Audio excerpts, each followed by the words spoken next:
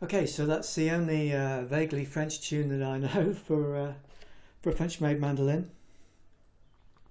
So it's a Gelas mandolin from 1931, and let's get the real shocking aspect of this out of the way first. If I turn him that way, you can see the shape of the body. And it's not been hit in the face with a large hammer. It was actually built that way. And what we have here are two soundboards, and the lower one starts from way down in the body, down here, and it runs diagonally across the side and then up out on the lower bout. And the upper soundboard runs just half the length of the instrument. And then the two just kind of butt together under the bridge there. I'm not sure if they were designed to butt together, but that's certainly what they do. And then we have this curious bridge which is glued on, and the strings go over, under, over.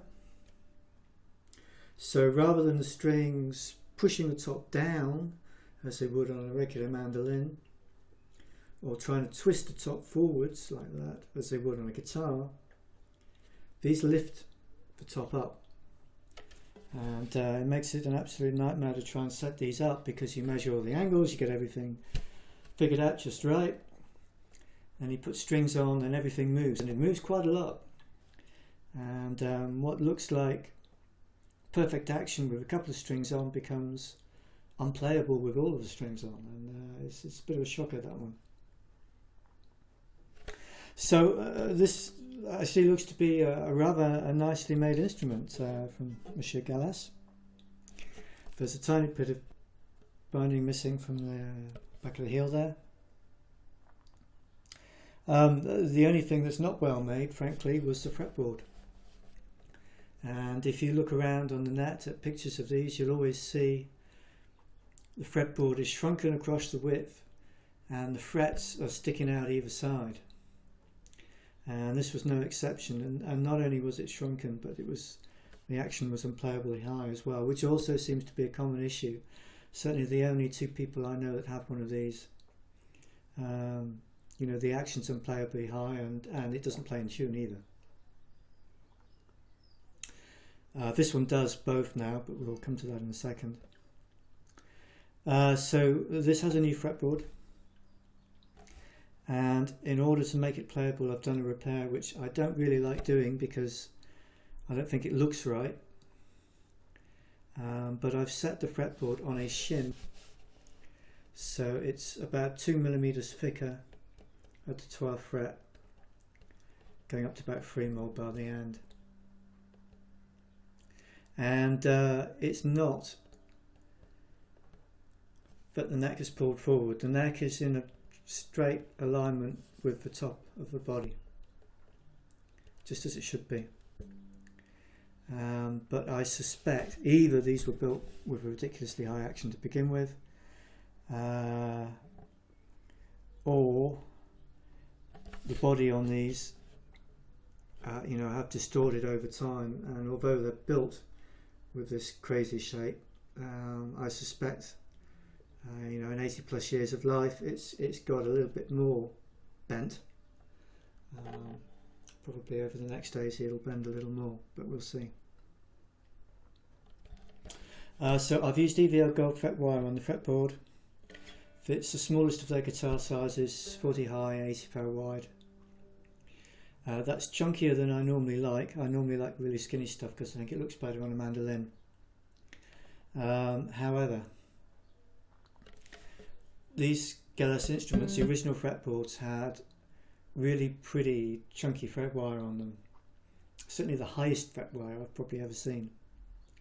So this is not entirely out of place on this instrument, and I have to admit it is nice to play on.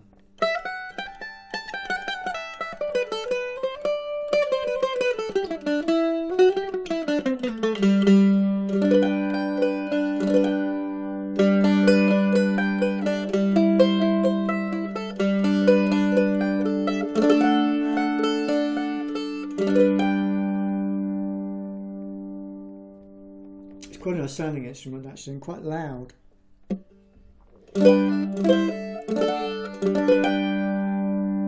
Whether that has anything to do with its construction, I don't know. It is very lightly built. I mean, both of the two soundboards are very thin, a couple of mil thick tops, and they have hardly any bracing on them at all, which probably explains why the lower top moves so much when you string it up.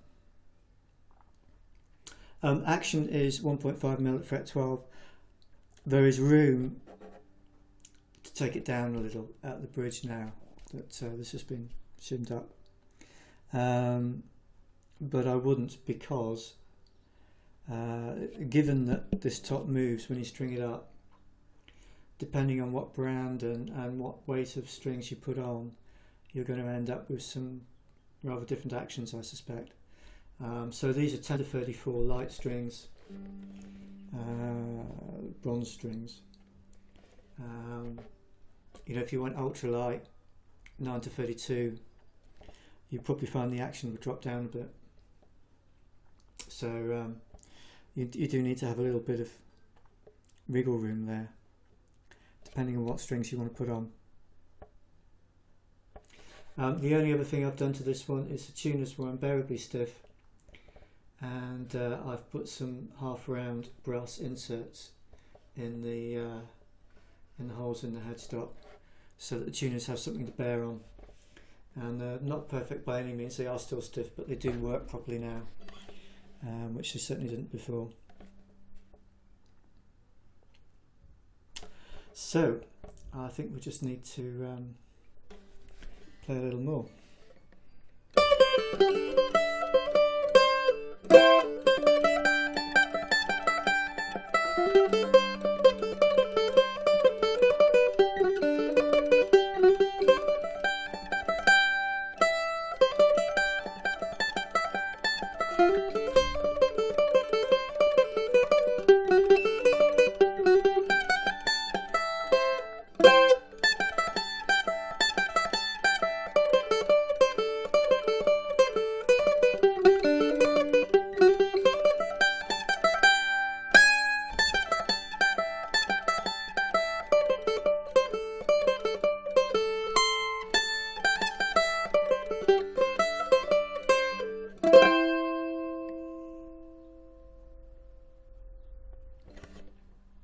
So there we have one French-made Gelas mandolin.